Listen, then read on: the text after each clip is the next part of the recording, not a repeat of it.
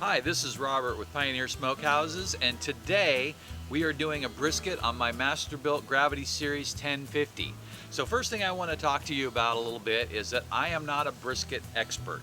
I think that, well, let's start with, I'm kind of old, and I think I've done about 20 briskets in my life, and most of them have been on inside the Masterbuilt electric 40-inch smoker, and they have turned out very well, but it's a little bit different cooking in an electric smoker compared to a charcoal or a stick burner.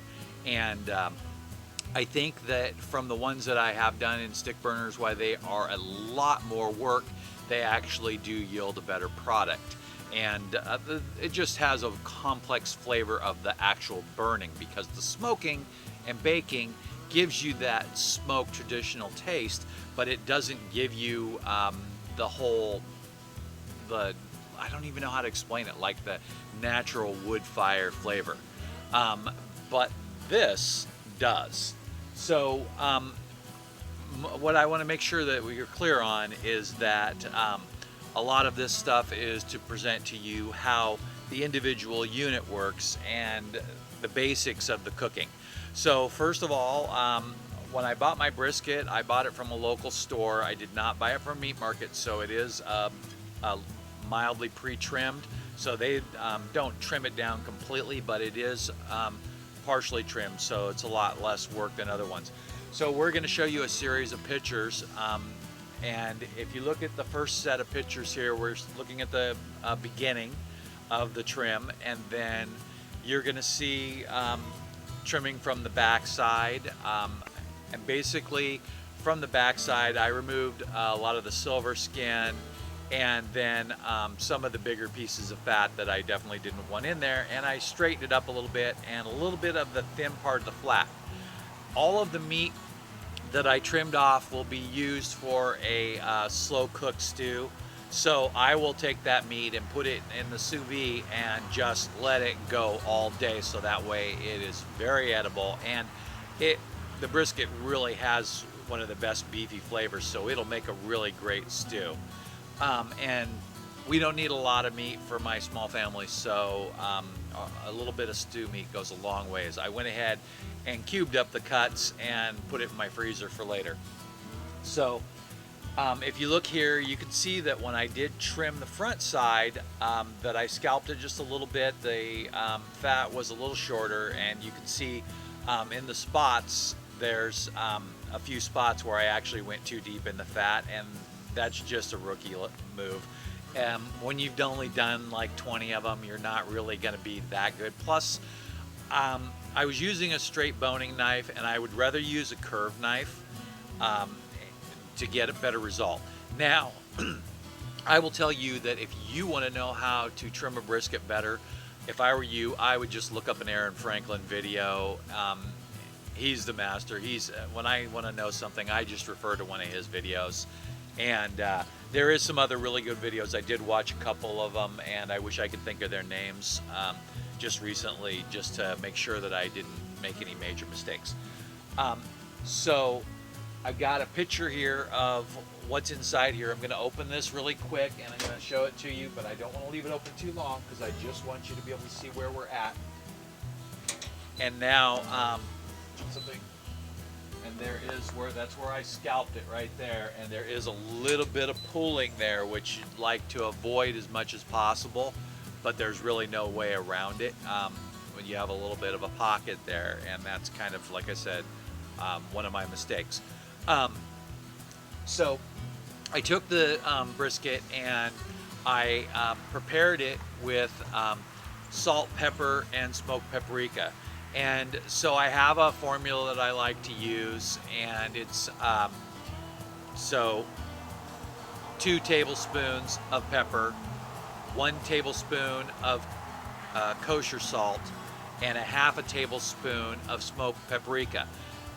I start by seasoning the edges, because for me it's easier to season all the way around the edges and then lay back down your brisket, or even most of my practice with that would be with a pork roast, like with a pulled pork or something like that, a pork shoulder.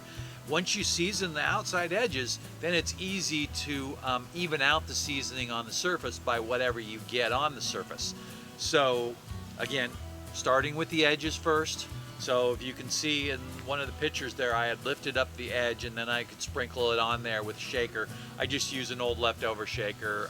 You can buy shakers on Amazon or whatever, but for me, since I'm cheap, I like to use like leftover garlic shaker or whatever, something that's in the category. I wouldn't use a cinnamon shaker unless I washed it out completely, just because I wouldn't want to. Cinnamon is kind of a spice it's kind of got to be in your mix, or you wouldn't want to do that. But if you have garlic shaker and you're going to be using garlic on the regular basis, then you just rinse it out and dry it, and you don't have to actually, go to the trouble of fully washing it. So currently, right now, we're on about 3 hours a cook. Because of the size of this brisket, I'm probably looking at around 10 or 11 hours. One of my recipes on my website for my master built calls for just a little bit smaller brisket. So you can usually get, there's size is definitely related to cooking time. And so that recipe calls for a 9-hour cook. And that's probably your minimum to get your breakdown of all your fats and everything, depending on the size of the piece. So we're going to come back and check on this later. And I just wanted to get out there and present all the prep pictures and where we're at right now. And I'd love to open it up again. If I didn't mention the temperature, which I don't think I have, currently we're set on 240. Because the brisket is above the thermometer, the temperature is probably closer to about 250 to 255 where we're actually smoking at. I am burning lump charcoal, and I'll show you that. I bought this at the local store. I wanted to give this brand a try, and this is the second time that I've used it. So I did a real short cook on the first part of this bag, and now I'm running that. I'm going to go ahead while I have the camera on, and I'm going to check this. I did add some hickory to it.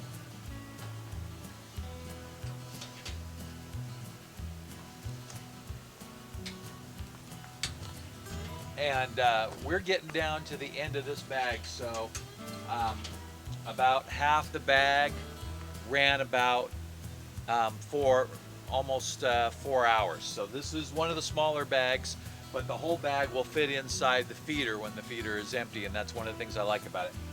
I'm going to go ahead and I'm going to add some more hickory and some more regular briquettes, because that's what I have on hand.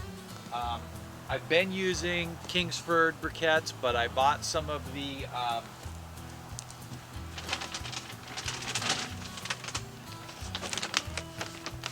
Weber brand briquettes, and I really like these for this machine. I don't know if there's any taste difference, but it's a little bit larger in size, and so that keeps it from falling down the grate quite as fast. So anyway, I'm going to go ahead and reload the smoker with briquettes so that way we don't run out in the middle of the cook, and I'll touch base with you later. All right, we're back, and here's the point where things start to get a little, where things change just a little bit and stuff starts to break down. We're at about 6 hours now, so we should be really entering the stall where the meat's really tightening up, and the temperature's not going to change much internally for a while.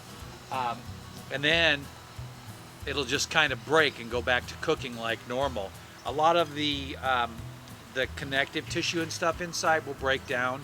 And like I mentioned earlier in the video, I'm not a super expert on this, but I've experienced this before, so I know where it goes. So I can plug in the probe on the grill, but then I have to deal with the wire. And I would like to flip the brisket over for a little while, so that way the fat side will be down just a little bit. I don't like to do it too much because I don't want to expel too much of the juice, but I do want to do it a little bit so that way we can keep it going up. So I'm going to go ahead and turn this on. And I've already, a little while ago, I moved the brisket forward. So we'll take a look here. And I don't know how much of that you can see, but I'll go ahead and take a picture, and then you'll be able to get a really good close-up look of it. And it really, really looks good, by the way. It's got great color. The bark is really starting to form, especially especially right around here. And the color is ripped all the way through it. It just looks really good. So we're going to take the temperature right in here. I don't want to put a bunch of holes in it, so we're just going to put one hole in it right here.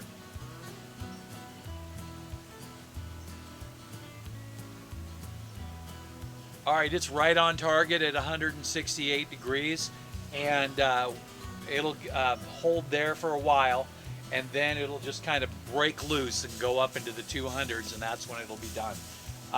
It does feel really good, so it feels like it's just starting to break. I love this little thermometer. It's just so easy to use.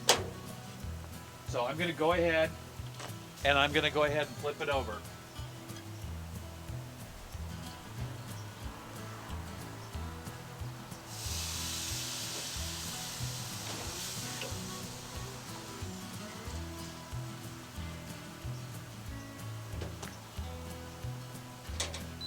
The bottom looks great. The color is excellent. It did stick just a little bit to the grill there when I flipped it, so I could see a little bit of flaking, and the meat looks like it's doing really good.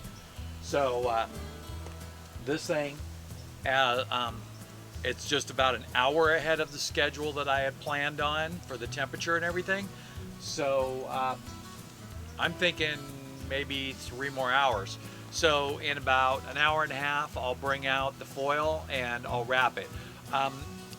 Paper works better, like pink paper, but then you have to buy a whole roll of pink paper, and I don't do enough paper wrapping that I usually buy that.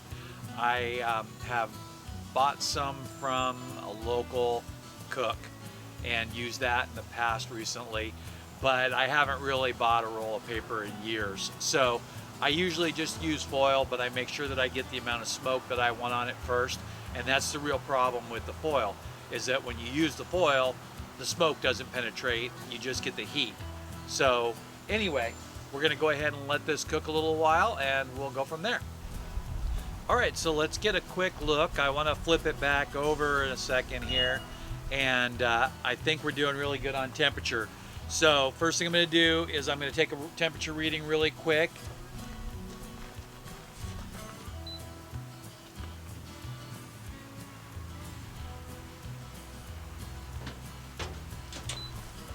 So we've got 178. That means that we're out of the stall now and we're moving back up in temperature again, which is great.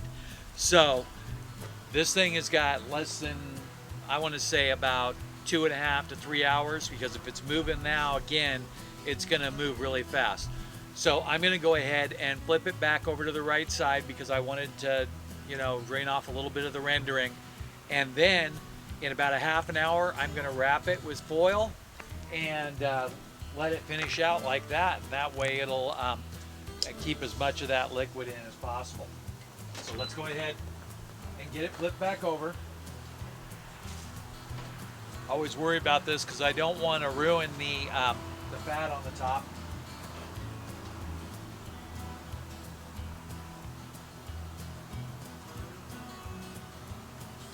And I scarred it just a little bit there, but I think it's okay. I have to do this. I'm going to take a little piece right off the corner here, and I'll tell you that I know you're not supposed to do that on brisket, but I just can't help myself.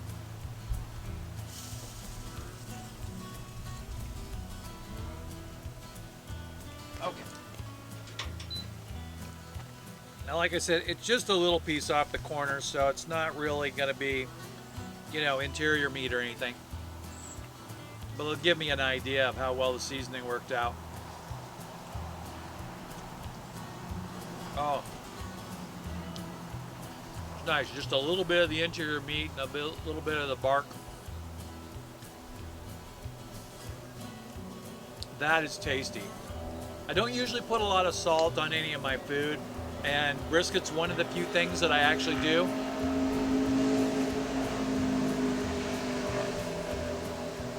I don't know if you can hear that, but that's a motorcycle going down the freeway. Small drawbacks to living right on the freeway there. Um, but I do put a little bit of salt on the brisket, and I think that the brisket is one of those things that just that touch of salt really matters. And kosher salt makes a big difference. Bigger particles, you just taste more with less total salt. Anyway, so we're gonna go ahead and take a break, and in about a half an hour, I'm gonna wrap that thing up. All right, so here we go. It's time to wrap that thing up. So let's go ahead and take a look at it. I haven't peeked for a while, which is a good thing. I don't know if you can see that or not, but it looks good, and it is really turning soft, which is exactly what we want. So I'm like debating here. I was gonna just try to pick it up, but I think it's a little too hot.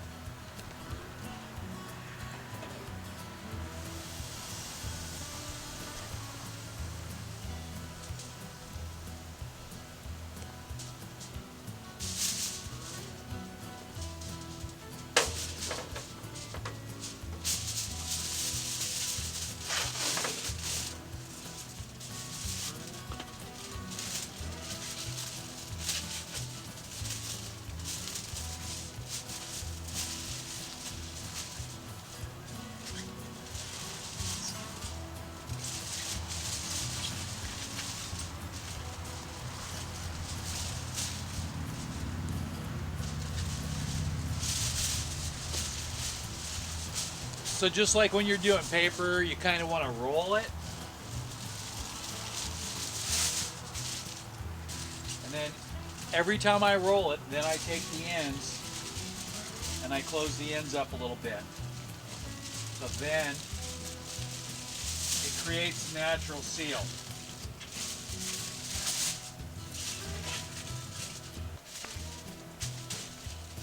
If it would have been any larger, I would have laid it the other way.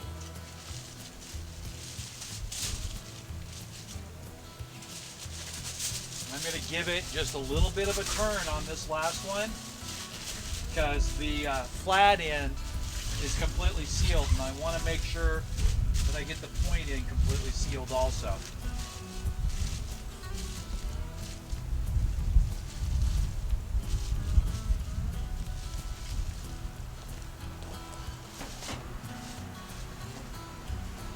Now, last thing, I'm going to go ahead and put in the thermometer. Before you just grab the thermometer, just in case you have it located somewhere, you want to make sure it's not hot. I had it located outside of the heat zone just because I like to keep it thread through the hole here, because there's a little door here that closes.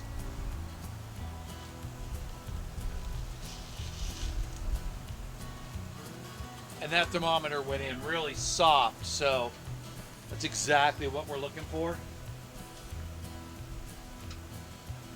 I'm going to go ahead and close the lid down.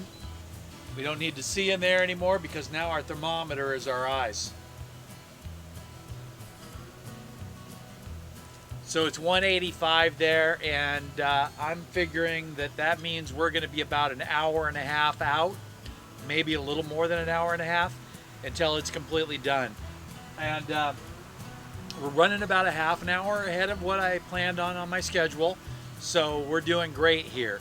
And the meat feels great, so it's coming along perfectly. And that piece that I snuck on the last cut tasted really good, so I'm sure the seasoning balance is going to be perfect. All right, so for you, we'll see you in a few seconds. For me, it'll be an hour and a half. All right, here we go. We are ready. So it's a really nice day outside, and so the neighbors are mowing their lawns. But I'm going to go ahead and do this anyway, and hopefully it won't be too distracting.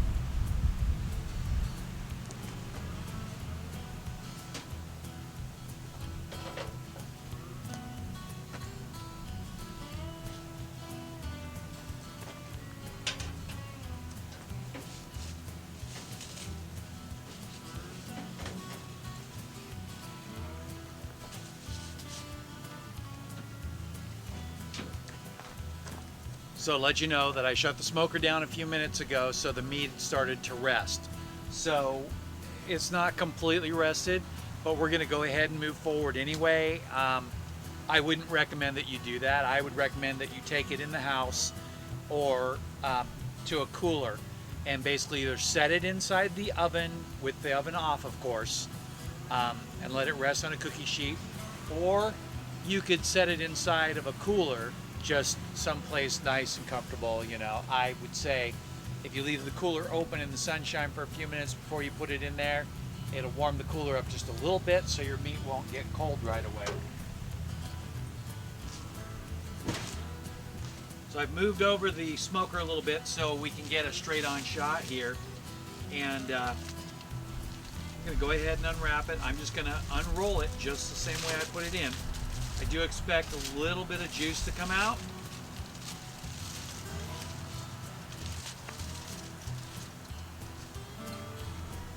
Okay, I can't resist this.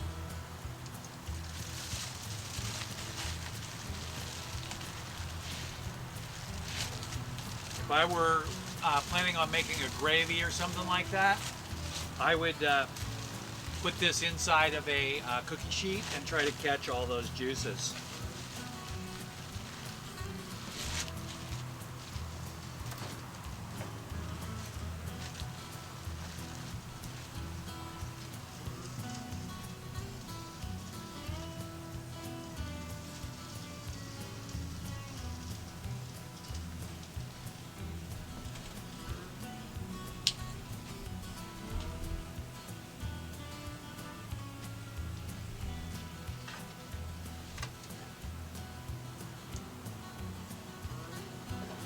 Okay, so first thing I'm going to do is I'm going to take a couple of cuts in the center of the flat.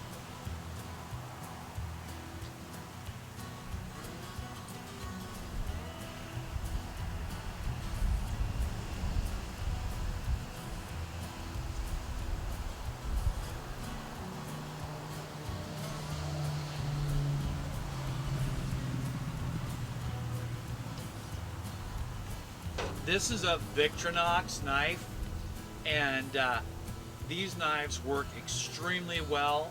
It's the same company that makes the Swiss Army knife and the original patent holder, and they're not very expensive, and I have a full set of them.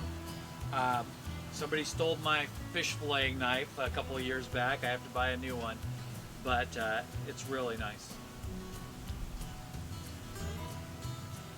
So it should rest a little longer, and it's still just a touch on the firm side.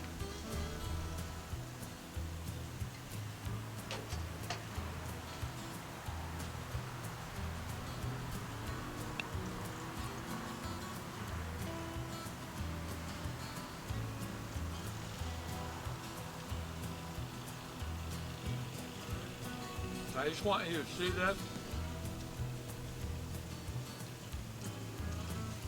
How easy it pulls apart. Oh man, that's good. I think that's the best one I've done so far. It could be cooked just a little longer, or maybe it just needs a little bit more time to rest. But man, that's pretty good. I'm gonna pull this up. First I'm gonna eat this.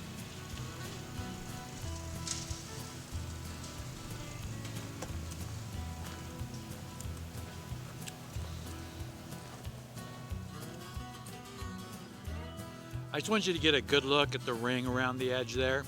It's a nice smoke ring, and I deliberately tried not to hit it too hard. My wife is really not a big fan of things that are heavily smoked, but this is the flat, and I gotta be honest, you know, that's pretty good for a flat.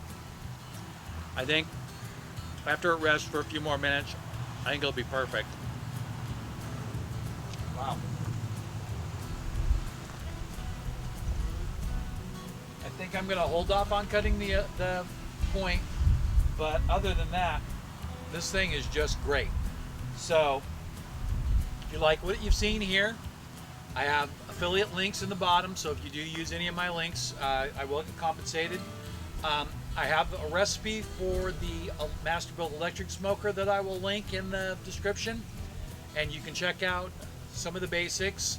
Um, it's really same principle.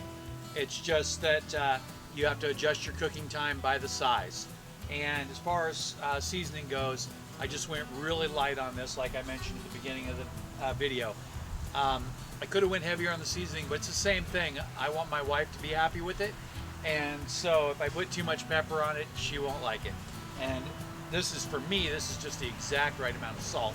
So that's, you know, too much salt and I'm done. But anyway, thank you for watching. I appreciate it, and got to check this 1050 Gravity series out. It is just the best thing that I've ever smoked on. Have a great day.